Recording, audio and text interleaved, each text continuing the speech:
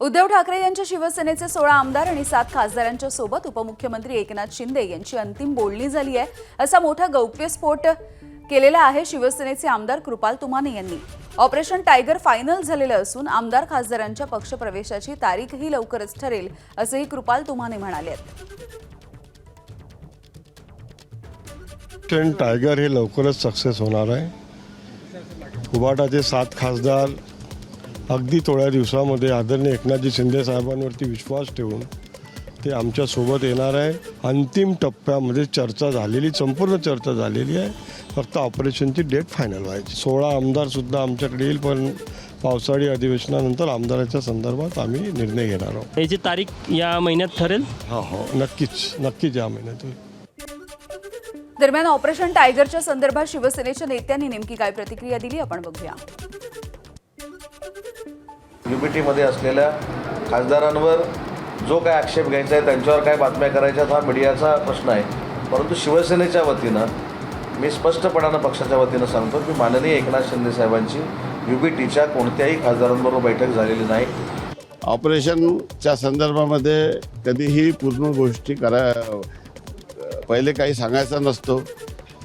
मागच्या 20 तारखेला जे काही घडलं 2022ला ते काही सांगून घडलं नाही आणि कधीही ऑपरेशन सांगून होत नाही। भविष्यामध्ये या संदर्भामध्ये भविष्यात अजून अशा पद्धतीचं काय होईल हे आज सांगणं योग्य नाही। ज्यावेळेला पक्षप्रमुख मीटिंग बोलवतात त्यावेळेला सर्वांनी फिजिकली उपस्थित राहणं आवश्यक असतं। उपस्थित राहत नाही याच्यामधून जो काय अर्थ काढायचा आपण काढू शकतो। दरम्यान अफवांवरती विश्वास ठेवू नका असं आवाहन आदित्य ठाकरेंनी केलं आहे। आपण अफवांवर विश्वास ठेवू नका। उद्धव साहेब आणि मी आम्ही एक पथ्य पाळलेलं आहे की जे आमच्या सोबत असतात त्यांच्यावर आम्ही अंधविश्वास ठेवतो। काही लोक अंधभक्त असतात, आम्ही अंधविश्वास ठेवणारे लोक आहोत। सगळे जे काही निवडून आलेले आहेत खासदार आपण पाहिलं असेल 2024च्या लाटेमध्ये उद्धव साहेब प्रत्येक मतदारसंघात गेलेले आहेत। आम्ही असू, पवार साहेब असतील, हे सगळेच आम्ही प्रचार करून लोकांनी हे ना मशालीवर जिंकून आणलेलं आहे। महत्त्वाची गोष्ट म्हणजे कालच्या आमच्या बैठकीमध्ये आपण पाहिलं असेल सगळेच लोक काही तिथे उपस्थित होते, काही ऑनलाईन उपस्थित होते आणि हे सगळे लोकांनी विश्वास ठेवून मतदान केलेलं आहे आणि सगळे सोबत आहेत। दरम्यान विधिमंडळाचे माजी सचिव अनंत कळसे यांनी एकनाथ शिंदेंची भेट घेतली आहे। ऑपरेशन टायगरची चर्चा सुरू असतानाच कळसेंनी भेट घेतल्यामुळे याला महत्त्व आहे। त्यांच्यासोबत बातचीत केली आहे आमच्या प्रतिनिधींनी। पुन्हा एकदा राज्यात चर्चा सुरू आहे ती म्हणजे ऑपरेशन टायगरची। कसं बघतं त्या सगळ्या घटना? यामध्ये मी फक्त कॉन्स्टिट्यूशनल आणि लीगल बाजू आपल्याला स्पष्ट करेल, कारण यामध्ये असं दिसतंय की उद्धव ठाकरे साहेबांकडे सध्या 9 खासदार आहे आणि 7 खासदार काहीतरी पत्र देऊन वेगळा गट स्थापन करतायत असं एक टीव्हीच्या बातम्यावरून असं दिसतंय। तर यामध्ये हा जो आहे हे सगळं जे प्रकरण आहे हे अँटी डिफेक्शन लॉ आहे। म्हणजे 10वी अनुसूची आपल्या भारतीय संविधानामध्ये 1985 साली माननीय राजीव गांधी पंतप्रधान असताना अमेंडमेंट झाली होती आणि त्याप्रमाणे हे आता मर्जरचं प्रकरण दिसतं। पॅरा 4 प्रमाणे जर 2/3 संसदीय पक्षाचे सदस्य ते जर त्यांनी वेगळा गट स्थापन केला तर ते दुसऱ्या पक्षात विलीन होऊ शकतात, मर्ज होऊ शकतात, अशी स्पष्ट तरतूद पॅरा 4मध्ये आहे। 9 मध्ये जर 6 किंवा 5 गेले तर त्यांच्यावर काय ॲक्शन होऊ शकते आणि 7चाच गट तयार केला जाऊ शकतो? 7चा म्हणजे 2/3 जर गट झाला तरच ते मर्जर जे आहे विलिनीकरण त्याला मान्यता मिळू शकते, कारण तशी तरतूद आहे। त्यामुळे ते 6 किंवा 5 जर गेले तर ते मग निश्चितच अँटी डिफेक्शन लॉच्या स्कोप खाली येईल आणि त्यांच्यावर तशी कारवाई करण्याची पिटिशन देता येईल। उद्धव ठाकरेंनी काल एक बैठक घेतली आणि खासदारांसोबत संवाद साधण्याचा प्रयत्न केला, पण ते असं म्हटले की ज्यावेळेस 40 फुटत होते त्याची कुणकुण मला लागली नसावी का, पण ज्यांना जायचं त्यांनी जावं आणि खुशाल राहावं असं त्यांनी म्हटलं त्याच्यात। नाही, हे आता पॉलिटिकल त्यांची कॉमेंट्स आहे। आता हे याच्यामध्ये हे लिगली ते कसं त्याच्यामध्ये बसवतात, ट्रीट करतात, हे आता बघता येईल आपल्याला पुढे काय होईल या प्रकरणात। ऑपरेशन टायगर ॲक्टिव्ह मोडमध्ये झालं आहे का ते सुद्धा आता तितकंच शोधणं महत्त्वाचं असणार आहे। वेळ हेमंत कदमसह मी अजय माने, ABP माझा, मुंबई। पुणे महानगरपालिकेनं खडकवासला धरणाच्या साखळीमधील पाणीसाठा अत्यंत कमी झाल्यामुळे कालपासूनच पुणे शहरामध्ये एक दिवसाआड पाणीपुरवठा सुरू केलाय. धरणांमधील समाधानकारक पाणीसाठा होईपर्यंत हा निर्णय लागू राहील. त्यामुळे पुण्यामध्ये पाण्याच्या कपातीला सुरुवात झाली. काही परिसरामध्ये सम तारखेला तर काही परिसरामध्ये विषम तारखेला पाणीपुरवठा सुरू आहे. तब्बल 20 वर्षांच्या नंतर काँग्रेसचे नेते पवनराजे निंबाळकर यांच्या हत्येचा निकाल आज लागण्याची शक्यता आहे. मुंबई सत्र न्यायालयामध्ये आज सकाळी 11 वाजता या हत्येच्या प्रकरणी सुनावणी पार पडेल. 3 जून 2006 रोजी मुंबईवरून धाराशिवला जात असताना नवी मुंबईच्या कळंबोलीमध्ये राजकीय वादामधून पवनराजे निंबाळकर यांची गोळ्या झाडून हत्या झाली होती. या गोळीबारामध्ये पवनराजे यांचा चालक समद काझी याचा देखील मृत्यू झाला. 2 अज्ञात हल्लेखोरांनी पाठलाग करून त्यांच्यावरती गोळीबार केला होता आणि या हत्येच्या प्रकरणी माजी गृहमंत्री पद्मसिंह पाटील यांच्यासहित 9 आरोपी आहेत. माजी खासदार पद्मसिंह पाटील यांच्यावरती पवनराजे निंबाळकर हत्या प्रकरणाचे प्रमुख सूत्रधार असाही आरोप आहे. सप्टेंबर 2009 पासून या प्रकरणी पद्मसिंह पाटील हे जामिनावरती बाहेर आले. राजकीय वादामधून 25 लाखांची सुपारी देऊन हत्या घडवून आणल्याचा सीबीआयचा आरोप आहे. 14 मे रोजी वैद्यकीय कारणास्तव 2 आरोपी सुनावणीसाठी हजर न राहिल्यामुळे ही सुनावणी काहीशी लांबणीवरती गेली होती. आरोपी मोहन शुक्ला आणि पद्मसिंह पाटील यांनी वैद्यकीय कारणास्तव पुढची तारीख मागितली. त्यामुळे आज या येणाऱ्या निकालाकडे अवघ्या राज्याचं लक्ष आहे. तर हे प्रकरण नेमकं काय आहे जाणून घेऊया. 3 जून 2006 रोजी पवनराजे निंबाळकर यांची कळंबोलीमध्ये हत्या झाली. दुचाकीस्वारांनी पवनराजे यांची गाडी थांबवली आणि गोळीबार केला. पवनराजे आणि ड्रायव्हर समद काझी या दोघांचाही जागेवरच मृत्यू झाला. माजी मंत्री पद्मसिंह पाटील हे हत्याकांडामध्ये मुख्य आरोपी आहेत. राजकीय संघर्षामुळे हत्या असा पद्मसिंह पाटील यांच्यावरती आरोप आहे. डीसीसी बँक आणि होम ट्रेड या प्रकरणामध्ये पवनराजे यांचे पद्मसिंह पाटलांवरती आरोप. 2004च्या विधानसभेला पद्मसिंह पाटील यांच्याकडून पवनराजे हे पराभूत झाले. पद्मसिंह पाटील यांनी 25 लाखांची सुपारी दिल्याचं सीबीआयच्या तपासामधून समोर आलं आहे. सीबीआयकडून 2009ला पद्मसिंह पाटील यांना अटक करण्यात आली.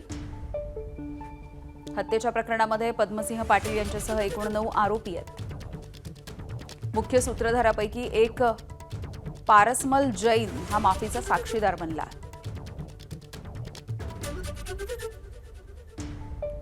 तर या प्रकरणामधले आरोपी नेमके कोण कोण आहेत आपण जाणून घेतोय. पद्मसिंह पाटील, सतीश मंदाडे, मोहन शुक्ल, शशिकांत कुलकर्णी, कैलाश यादव, दिनेश तिवारी, पिंटू सिंग आणि छोटे पांडे.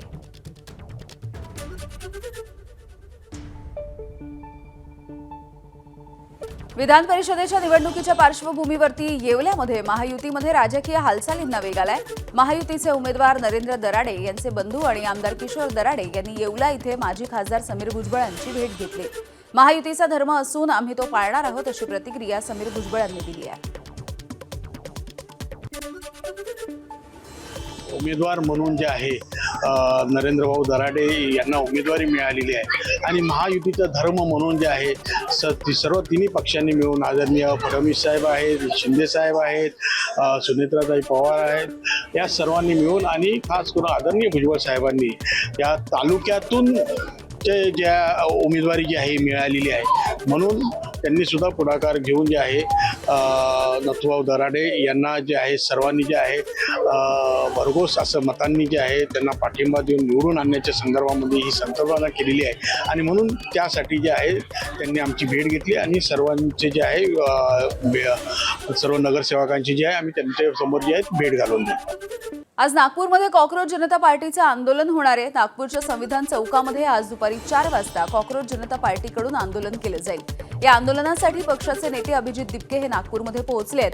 तसंच आंदोलनाच्या आधी दुपारी 12 वाजता नागपूरच्या प्रेस क्लबमध्ये पत्रकार परिषद होईल. आज नागपूरमध्ये होणाऱ्या कॉक्रोच जनता पार्टीच्या आंदोलनाला ज्येष्ठ कीर्तनकार आणि सप्तखंजिरी वादक प्रबोधनकार सत्यपाल महाराज यांनी देखील पाठिंबा दिलाय. नागपुरातील संविधान चौकामध्ये होणाऱ्या आंदोलनामध्ये स्वतः सत्यपाल महाराज सहभागी होतील. दरम्यान आजच्या आंदोलनाच्या संदर्भात अभिजित दिपके यांनी नेमकं काय म्हटलंय आपण बघूया. आमची जी स्ट्रॅटेजी आहे ती आम्ही चेंज नाही करणार आहे. कारण की असे हल्ले अजून होत राहतील पुढे. मला काही त्याची भीती नाही आहे. त्यांना हल्ले करू द्या. आम्ही गांधीच्या मार्गावर चालणारे, आम्ही आंबेडकरांच्या मार्गावर चालणारे आणि आमचा सत्याग्रह आहे हा जो आम्ही एकदम शांतीपूर्ण चालू ठेवणार आहे. ते म्हणजे ते दुसरं झालेले RSSचे काही लोक होते ते त्यात काही नवीन नाही आहे. जेव्हा कोणी या सरकारविरोधात बोलतात किंवा त्यांच्या विचारधारेविरुद्ध बोलतात ते लोक असेच हल्ले करतात, काही नवीन नाही याच्यात. नागपूरमधल्या आंदोलनाच्या पार्श्वभूमीवरती नागपूर पोलिसांनी अभिजित दिपकेंना नोटीस बजावली आहे. आंदोलन करत असताना कायदा आणि सुव्यवस्थेचा प्रश्न निर्माण होणार नाही, कोणताही फलक किंवा घोषणाबाजीमधून नागरिकांच्या भावना दुखावणार नाहीत, या संदर्भामध्ये खबरदारी घेण्याच्या सूचना नोटीशीच्या माध्यमातून देण्यात आल्या. या संदर्भामध्ये नागपूरचे पोलीस उपायुक्त S. रेड्डी यांच्याशी बातचीत केली. आमचे प्रतिनिधी तुषार कोहळे यांनी.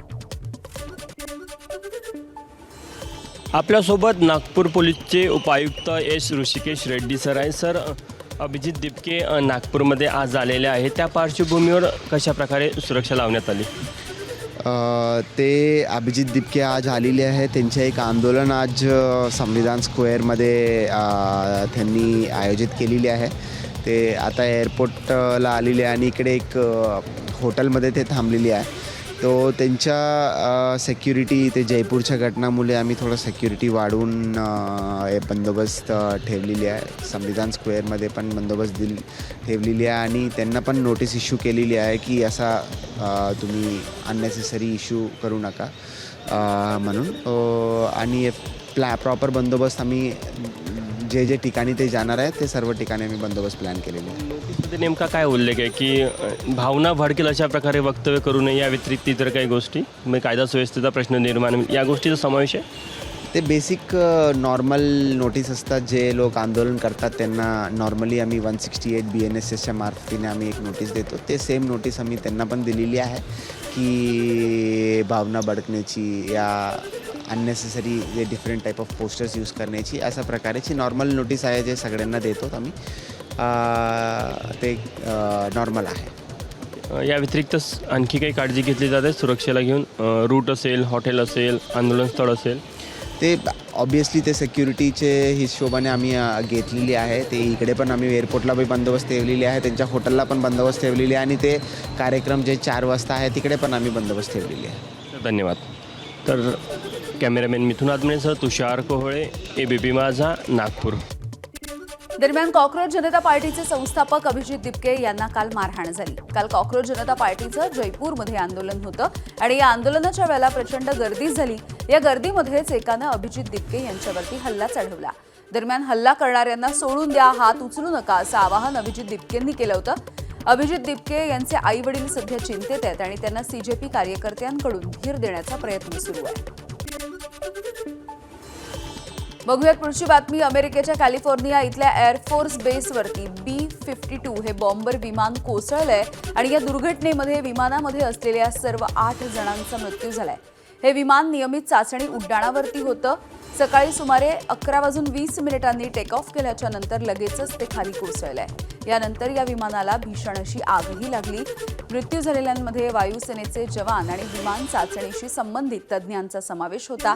या अपघाताचं कारण अद्यापही स्पष्ट झालेलं नाही, पण विमानाच्या नियंत्रण प्रणालीमध्ये, इंजिनामध्ये किंवा चाचणी केल्या जात असलेल्या एखाद्या उपकरणामध्ये बिघाड झाला असावा असाही अंदाज आहे. रशियाचं देखील स्ट्रॅटेजिक बॉम्बर विमान हे क्रॅश झालंय. प्रशिक्षण चाचणीच्या वेळेला या विमानाचा अपघात झाला. सुदैवानं या दुर्घटनेमध्ये जीवितहानी झाली नाही. 4ही सदस्य सुरक्षित आहेत. पुणे महानगरपालिकेनं खडकवासला धरणाच्या साखळीमधील पाणीसाठा अत्यंत कमी झाल्यामुळे कालपासून पुणे शहरामध्ये 1 दिवसाआड पाणीपुरवठा सुरू केलाय. धरणांमधील समाधानकारक पाणीसाठा होईपर्यंत हा निर्णय लागू राहील. त्यामुळे पुण्यामध्ये पाणी कपातीला सुरुवात झाली. काही परिसरामध्ये सम तारखेला तर काही परिसरामध्ये विषम तारखेला पाणी पुरवठा सुरू आहे. नाशिककरांवरती पाणी कपातीचं संकट ओढावलं. मान्सून लांबल्यामुळे पाणी कपातीचं संकट अधिक गडद झालंय. विधान परिषद निवडणुकीच्या नंतर पुढच्या आठवड्यामध्ये पाणी कपातीच्या संदर्भात निर्णय होण्याची शक्यता आहे. 31 ऑगस्ट 2026 पर्यंत पाणी पुरवठ्याचं नियोजन करण्याचे मनपा प्रशासनाच्या समोर आव्हान आहे. सध्या 12 ऑगस्ट पर्यंत पुरेल इतकाच पाणीसाठा उपलब्ध आहे. नाशिकच्या गंगापूर धरणामध्ये सध्या 34.12% इतका पाण्याचा साठा शिल्लक आहे. शहराला दररोज 600 दशलक्ष लिटर पाण्याची आवश्यकता आहे.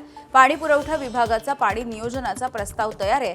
या प्रस्तावाला लोकप्रतिनिधी आयुक्तांची मंजुरी मिळाल्याच्या नंतर अंतिम निर्णय घेतला जाईल. राज्य शासनाकडून 31 ऑगस्टपर्यंत उपलब्ध असून पाणी काटकसरीने वापरण्याचे निर्देश देण्यात आले आहेत. अहिल्यानगर शहरासह जिल्ह्याला पाणीपुरवठा करणाऱ्या मुळा धरणामध्ये पाणी साठा झपाट्याने घटताना दिसतोय. धरणामध्ये सध्या केवळ 10% उपयुक्त पाण्याचा साठा शिल्लक राहिला. एप्रिल महिन्यापर्यंत धरणामध्ये तब्बल 52% उपयुक्त पाणीसाठा उपलब्ध होता. मात्र सिंचन आणि बिगर सिंचनासाठी 5 टीएमसी पाण्याचं रोटेशन सुरू करण्यात आल्यामुळे या साठ्यामध्ये मोठी घट झाली आहे. सध्या मुळा धरणामध्ये 6.7 टीएमसी इतका एकूण पाणीसाठा आहे. त्यापैकी केवळ 2.2 टीएमसी पाणी उपयुक्त स्वरूपामध्ये उपलब्ध आहे. यावर्षी उपयुक्त पाणीसाठ्यामध्ये जवळपास 10 ते 15% घट झाल्याची माहिती मुळा धरणाच्या कार्यकारी अभियंता सायली पाटील यांनी दिली आहे. यावर्षी उपयुक्त पाणीसाठा मागील वर्षापेक्षा जवळपास 10 ते 15% कमी आहे. 31 ऑगस्ट पर्यंत आपल्याला शासनाने पाणी राखीव ठेवण्याच्या सूचना दिल्या होत्या. त्याच्या अनुषंगाने आपण पाणीसाठा राखीव ठेवलेला आहे. जवळपास आपल्याला 1 टीएमसी पाणीसाठा लागणार आहे. त्याच्यामध्ये 490 एमसीएफटी इतकं पाणी आपण जिल्हाधिकारी आरक्षण म्हणजे आकस्मिक आरक्षण टँकरसाठी वगैरे ठेवलेलं आहे. आणि ज्या मुळा धरणावरती आणि कॅनलवरती 20 योजना आहे त्याच्यासाठी आपण 500 एमसीएफटी पाणी ठेवलेलं आहे. धरणामध्ये सध्या उपयुक्त पाणीसाठा हा 10%च आहे. तर मी सर्व नागरिकांना आवाहन करते की जे आमचे बिगर सिंचनाचे ग्राहक आहे की त्यांनी जपून पाणी वापरावं. मान्सून लांबणीवरती पडल्यामुळे प्रशासनाने पाणीसाठे पिण्याच्या पाण्यासाठी राखीव केले. असं असतानाही परळीसह परिसरामधल्या 15 गावांना पाणी पुरवठा करणाऱ्या नागापूरमधल्या वाण धरणामध्ये केवळ 30% इतकाच पाण्याचा साठा शिल्लक आहे. त्यातच वाण धरणाच्या बाजूला असलेल्या कालव्यामध्ये शेतकऱ्यांकडून पिकाला पाणी देण्यासाठी शेकडो मोटारींच्या माध्यमातून पाण्याचा अवैधपणे उपसा केला जातोय. एकीकडे पाऊस नसताना पाणी संकट पाहता पिण्यासाठीच पाणी आरक्षित करण्यात आलेलं असताना देखील दुसरीकडे मात्र शेकडो मोटारींनी सुरू असलेला पाण्याचा उपसा हा चिंता निर्माण करतोय. जी बीड जिल्ह्यातील विविध जे पाणीसाठे आहे ते आटायला सुरुवात झाली होती आणि ज्या पाणीसाठ्यामध्ये पाणी सध्या मुबलक आहे या पाणीसाठा कमीत कमी पाऊस पडेपर्यंत तरी पुढे राखला जावा असं प्रशासनाने सांगितलंय. आपण जर बघितलं तर मी सध्या नागापूर धरणाच्या कालव्यावर आहे आणि या कालव्यावर मोठ्या प्रमाणात अवैध पाणी उपसा केला जात असल्याचं चित्र आपल्याला बघायला मिळत आहे. साधारण या कालव्यामध्ये आपण जर बघितलं तर या कालव्यामध्येच शेकडो मोटारीने पाणी उपसा शेतकऱ्यांकडून केला जात असल्याचं चित्र आहे. एकीकडे पावसाळा असतानाही पाऊस सुरू झाला नाहीये आणि दुसरीकडे मात्र आता जे नागापूर धरणातलं जे पाणी आहे हे पाण्याचा उपसा केला जातोय. अक्षरशः 5 ते 10 HP मोटारीने हे पाणी उपसलं जातं.